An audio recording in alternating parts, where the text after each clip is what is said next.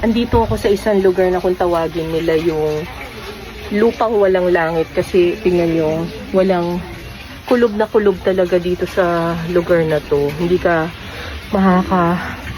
wala masyadong ventilation. Dito yan sa Tondo, Maynila. So ganito yung situation dito. Walang liwanag sa taas, walang langit. Tapos dito, ayan, may bahay dito. Tapos may isang matanda dito. Dito tayo dito.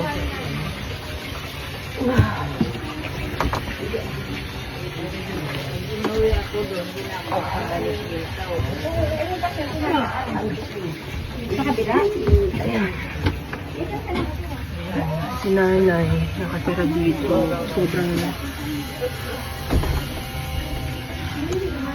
Sobrang liit ng bahay ni nanay. Hindi ka nakakayoko ka na lang, luyoko ka na lang talaga. Uy, sus, Mariosep ka na. Masama na ba? Ang liit. Ay, Nay, kumusta po? Mag-isa lang kayo dito, Nay? Wala kayong kasama? Sa baba, yung apo ko. Napakainit dito si ate ay 72 years old.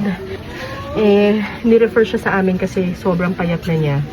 So, nadali namin siya sa health center para mapatingnan sa doktor kasi super duper payat ng nanay.